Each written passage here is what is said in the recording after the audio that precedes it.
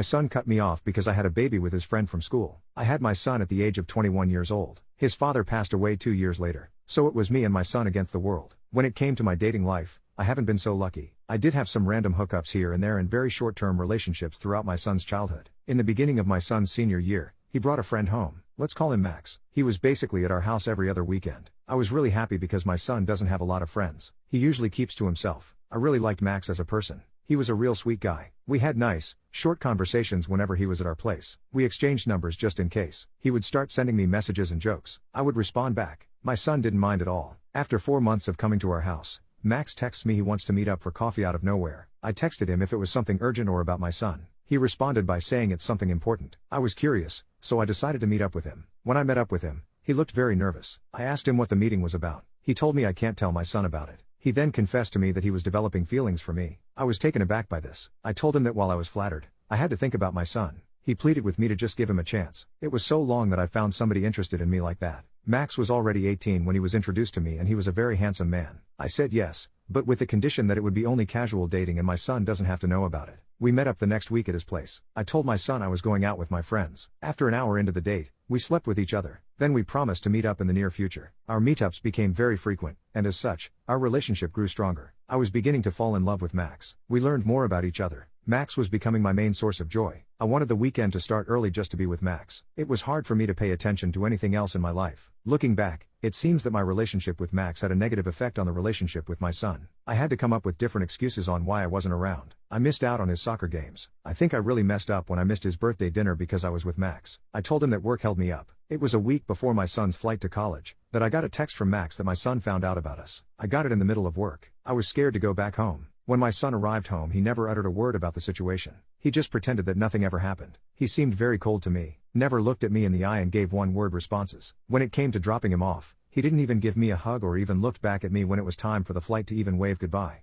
When I drove back home, Max's car was in my driveway. It was the first time I saw him ever since I got that text from him. I saw he had a black eye and a broken nose when he stepped out of his car. We hugged each other tightly. I cried in his arms. Once we stepped in my house, I told him how bad I felt for what I did to my son. The worst part, I wasn't sad my son was leaving but relieved instead. Max comforted me in saying he's just as much at fault for this situation. Max stayed that night. The next day, he proposed to me. I accepted. It's been 4 years now. Max and I have a 2-year-old daughter. He works as a mechanic. The airport was the last time I saw my son. He blocked me on everything. I asked his grandparents if he ever contacted them. His grandfather told me that my son told them everything. He said he will take care of my son, but he told me to never contact my son or them again. 2 days ago, I got a call from my son that he's going to be in town and he wants to meet up in person this Friday. I said yes. What should I do or say when I meet him?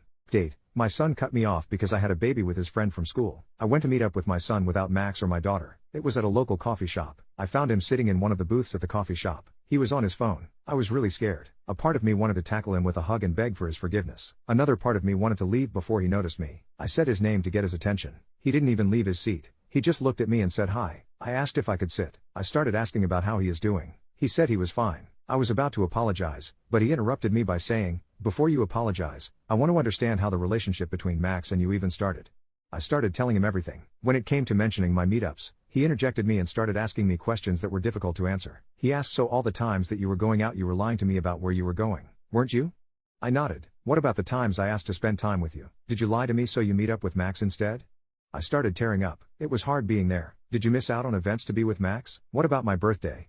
That's when I started crying. He told me to save my tears. He said he figured that out soon after he learned about the relationship with Max. He just wanted to hear it from me. He then asked me if I was still with Max. I told him I was married to him and I have a daughter with him. He seemed to need a minute to process that. Then he started speaking. He told me he never had an issue with me dating or meeting someone. In fact, he hoped I found love. He understands that I needed companionship and a type of love he couldn't offer as my son. He told me throughout all these years he felt conflicted because both Max and I were both consenting adults and adults have a right to find happiness.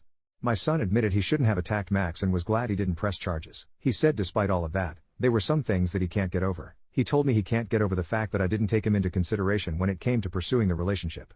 It was also hurtful to realize that I would value a romantic relationship to the point of being willing to throw away a close relationship with him for it.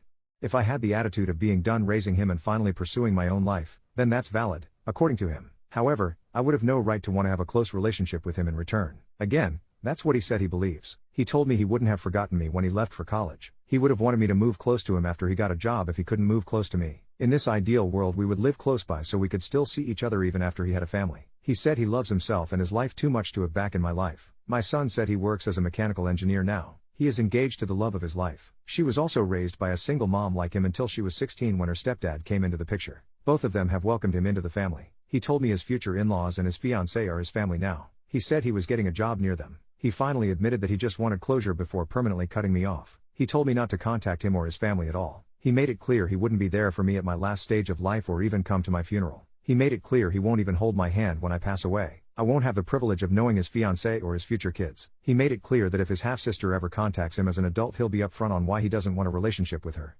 He said goodbye to me and left. I cried so hard that I got the attention of the people in the coffee shop. I was crying on the way back home. I don't even know how therapy can even help. I never felt so much emotional pain in my life before. What do I do now?